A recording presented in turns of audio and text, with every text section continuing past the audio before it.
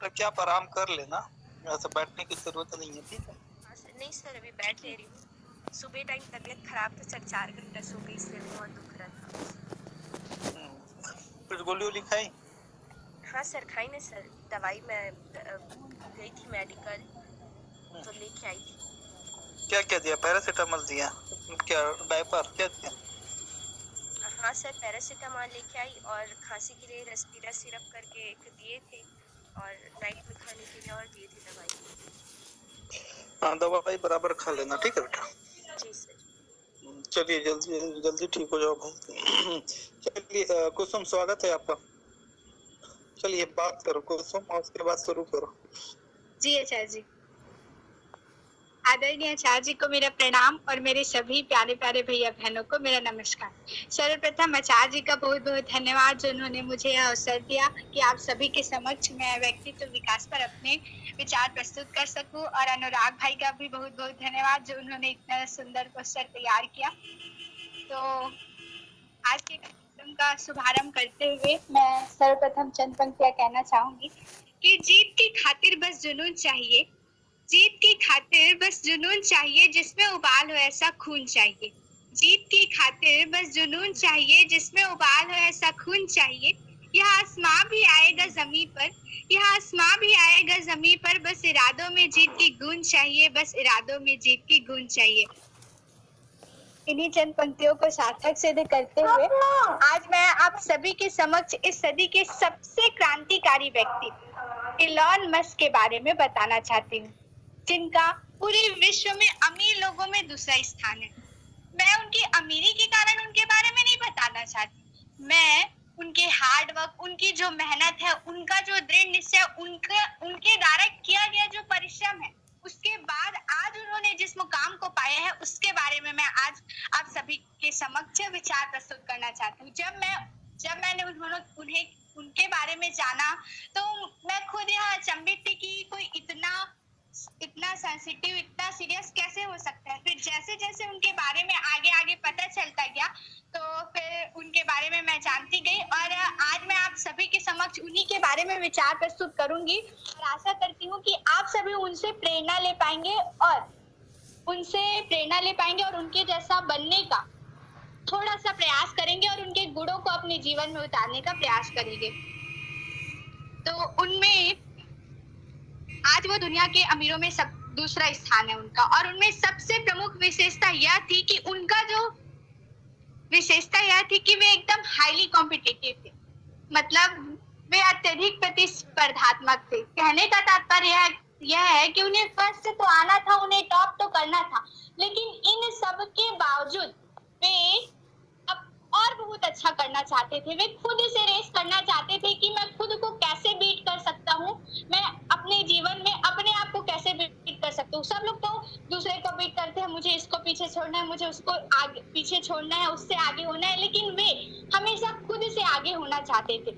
एक बार की बात है, एक एशली वांस नामक एक लेखक थे, उन्होंने अपने किताब में इलॉन मस्क के बारे में लिखना चाहा और उन्होंने लिखा भी। तो इस दौरान किताब में लिखने के दौरान उन्होंने इलॉन मस्क की जो पहली पत्नी थी, जिनका नाम जस्टिन था, उनसे उन्होंने वार्तालाप किया, पूछताछ की उनके बारे में कि वे कैसे थे, उनका जीवन कैसे बीता, उनकी दिनचर्या कैसी थी। तो उन्होंने बताया, उनकी वाइफ जस्टिन ने बताया कि एक बार जब वे कॉलेज में पढ़ रहे थे तो इलॉन मस्क जी का 98 मार्क्स आया था और जस्टिन जी का 97 मार्क्स आया था, और इलॉन मस्क जी ने अपने कॉलेज में टॉप किया था और जस्टिन जी का जो था वो 7वीं स्थान था।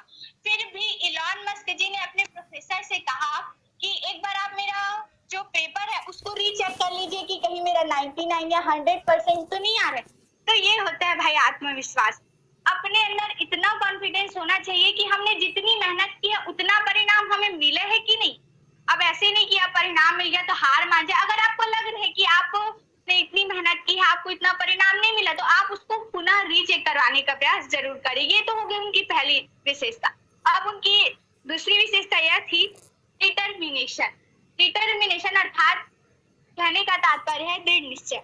हम अपने जीवन में कितना भी बिजी हो, कितना भी हमें काम हो, लेकिन हम अपने बर्थडे के दिन तो थोड़ा टाइम निकाल ही लेते हैं सेलिब्रेशन के लिए, थोड़ा टाइम सेलिब्रेट करने के लिए निकाल ही लेते हैं। लेकिन इलॉन मस्क जी थे, उन्होंने अपने बर्थडे के दिन भी पूरा मतलब वो काम करते रहते थे, उनका ध्यान भी, उनका पूरा फोकस उनके बर्थडे के दिन भी उनके काम पर ही रहता था। एक बार की बात है, इलॉन मस्क जी का 47वां जन्म दिवस था, तो उनके जो फैक्ट्री थी उनमें सब लोग उनका इंतजार कर रहे थे कि हमारे बॉस आएंगे फिर हम लोग सेलिब्रेशन करेंगे। लेकिन उस दिन इलॉन मस्क जी ने 24 घंटे अपने फैक्ट्री में काम किया और मतलब उन्होंने अपना बर्थडे के दिन भी पूरा दिन भर काम किया। ये है उनका दृढ़ निश्चय, ये है उनका डिटर्मिनेशन। इनसे हमें काफी कुछ सीखने को मिलता है कि कोई इंसान अपने कार्य के प्रति कितना फोकस कर सकता है, कितना मतलब अपने कार्य के प्रति वो लगनशील हो सकता है। ये हो गई उनकी दूसरी विशेषता। और है उनमें हद पार मेहनत। इलॉन मस्क जी ऐसे थे जिन्होंने मतलब कभी भी ये नहीं सोचा कि मैं ये नहीं कर सकता, मैं ये नहीं कर पाऊंगा या मेरे से ये नहीं हो पाएगा। वे हमेशा किसी भी चीज को करने के लिए ना हद पार मेहनत करते थे। हर टाइम वे अपने किसी भी कार्य के प्रति हद पार मेहनत करने की विचार रखते थे। अब और जो इलॉन मस्क जी थे वो अपने फैक्ट्री में काम करते करते ही ना सो जाया करते थे। इसलिए नहीं सोया करते थे कि उन्हें नींद आ रही हो, वे अपने फैक्ट्री में इसलिए सो जाया करते थे क्योंकि फैक्ट्री में जब रात को कोई मशीन में जब खराबी हो जाए तो वो उसका तुरंत सॉल्यूशन कर सके और जो काम है वो निरंतर चलते रहे, जो काम है वो रुके ना। ये हो गई बात उनके हद तोड़ मेहनत की, हद पार मेहनत की। अब आता है सेल्फ एजुकेशन, यानी वे खुद से कितनी शिक्षा प्राप्त कर सकते हैं। इनके बारे में भी उन्होंने बताया है कि इलॉन मस्क जी कहते हैं कि केवल और केवल 1% हम अपने विद्यालय से सीखते हैं, केवल और केवल 1% हम अपने स्कूल से सीखते हैं और जितना भी बाकी जो 99% है ना वो हमें खुद से सीखना पड़ता है। वे कहते हैं कि ये जो दुनिया है, ये दुनिया कितनी भी डिजिटल, कितनी भी आधुनिक क्यों ना हो जाए, आजकल हम देखते हैं यूट्यूब, फेसबुक, कितना आधुनिक है ये दुनिया, तो वे कहते हैं कि ये दुनिया जो है वो कितनी भी आधुनिक, कितनी भी डिजिटल क्यों ना हो जाए, लेकिन पुस्तकों से जो हमें ज्ञान मिल सकता है ना वो हमें किसी भी माध्यम से नहीं मिल सकता।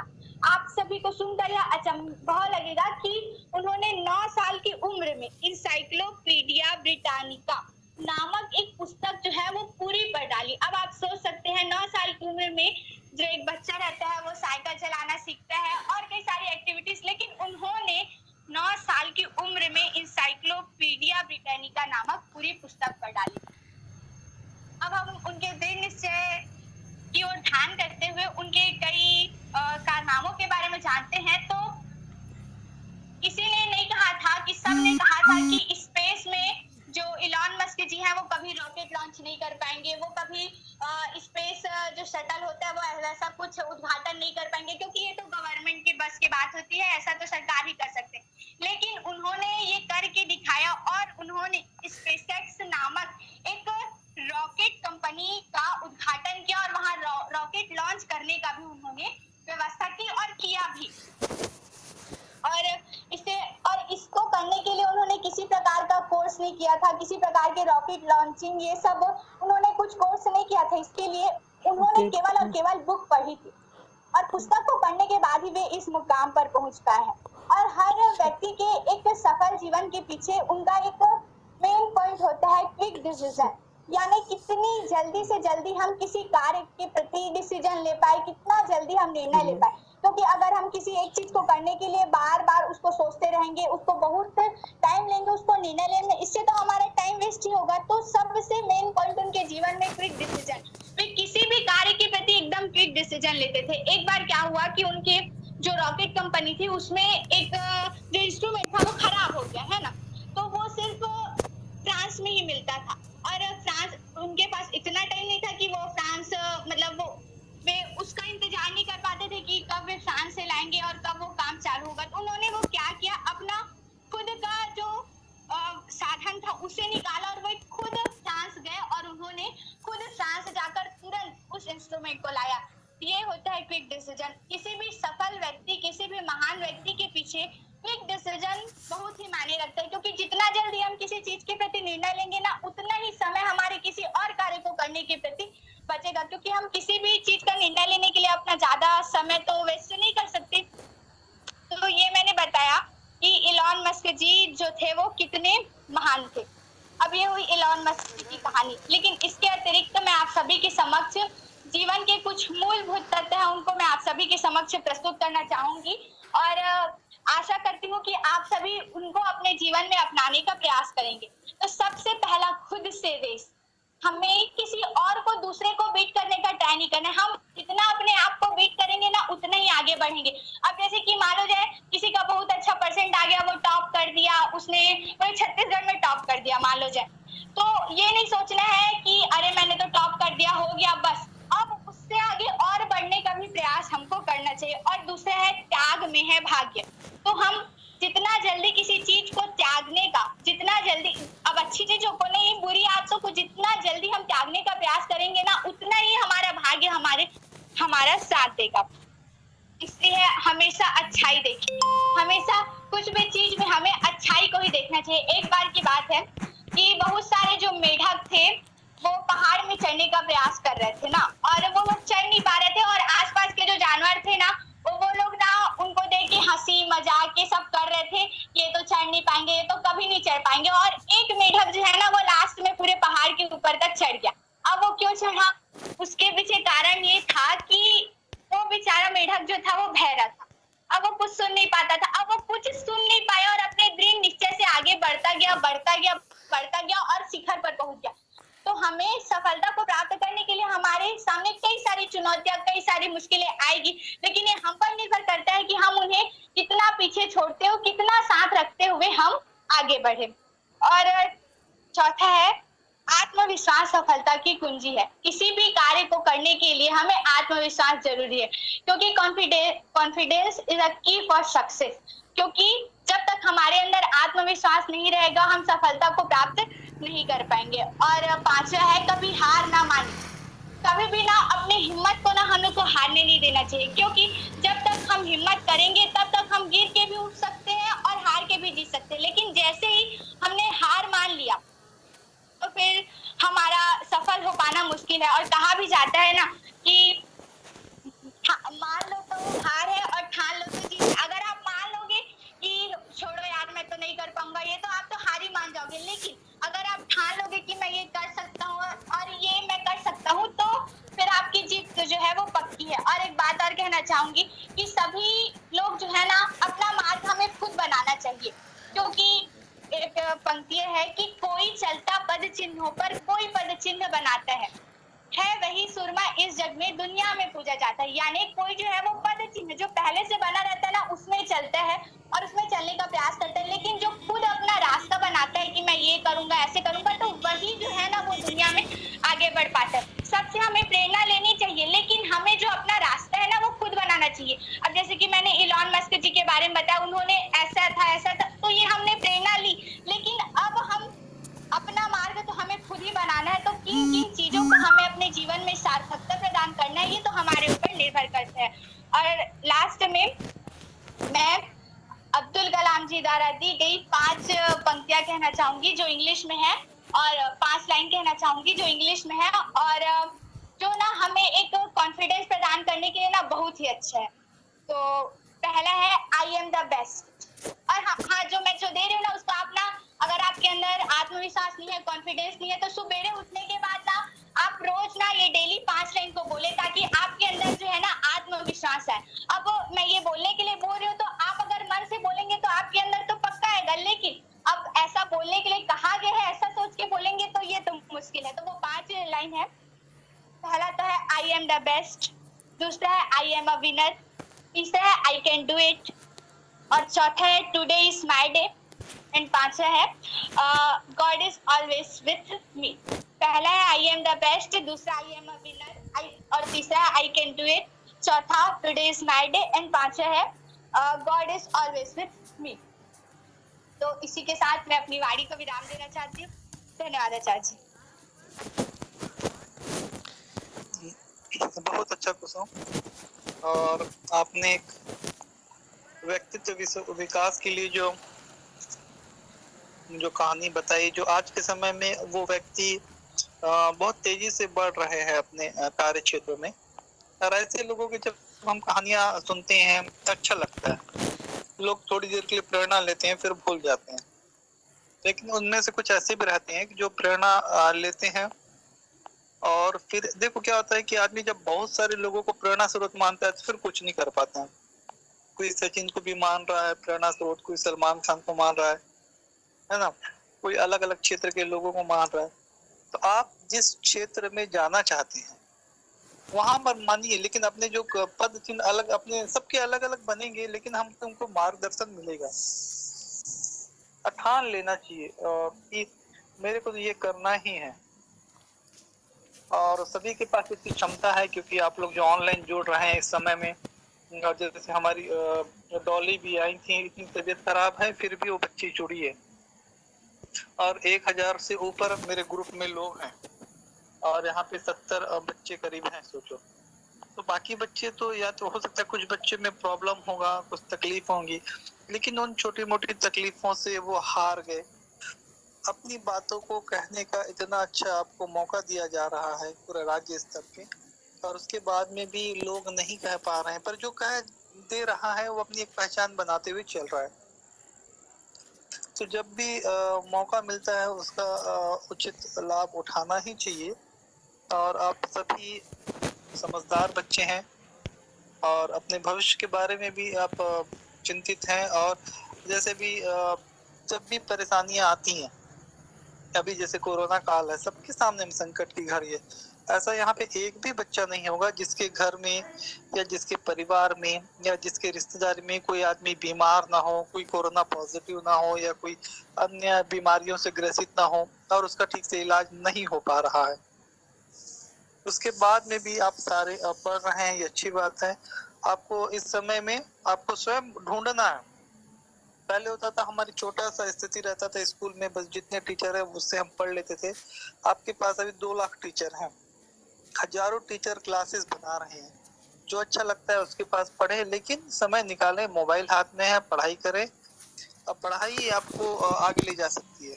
अपना लक्ष्य अभी से निर्धारित कर लें कि आपको क्या करना है। और कुसुम का बहुत बहुत शुक्रिया कि उसने बहुत अच्छे से अपनी बातों को रखा।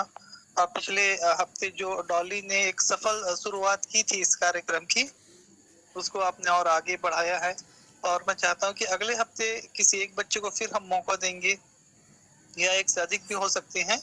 और उसके बाद क्विज हम कराएंगे। क्विज एक जैसे कौन बनेगा करोड़पति में जिस तरीके से क्विज चलता है, समय की सीमा रहती है, बहुत सारे बच्चे सही जवाब देते हैं लेकिन समय से चूक जाते हैं। समय कितना कीमती है आप से समझ सकते हैं।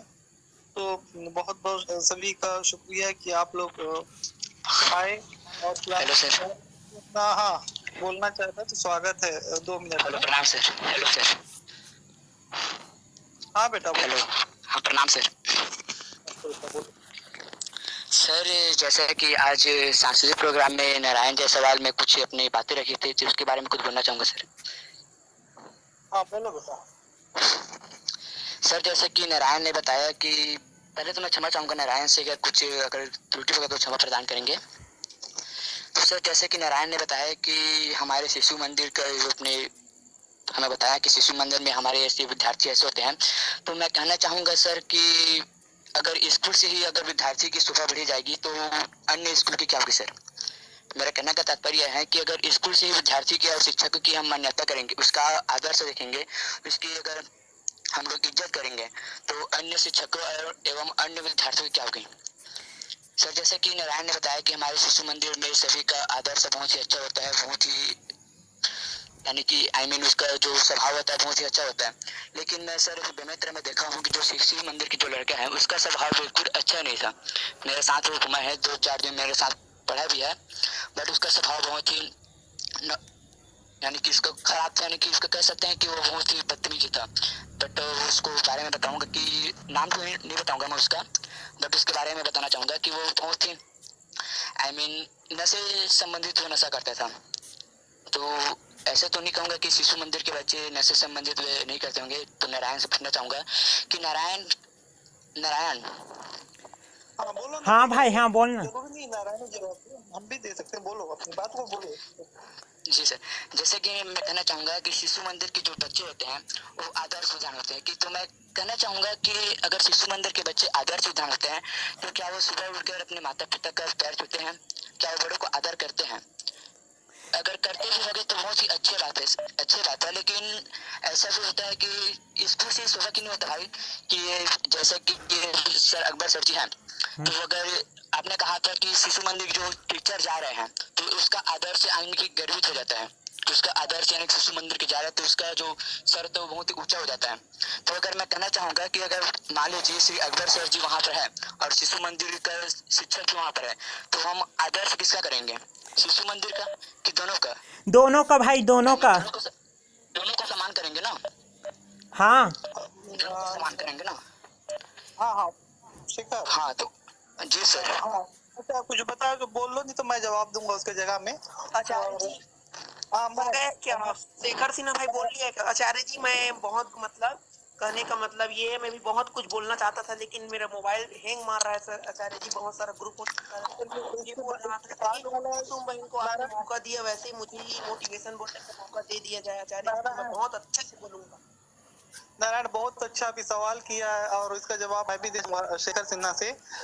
इस क्योंकि इसका लिंक समय खत्म हो गया है, मैं अगले क्लास को लॉगिन कर वहाँ पे इसका जवाब दूंगा। आप सभी बच्चे आए और सभी बच्चे आए, स्वागत है आपका। जी सर। वाह।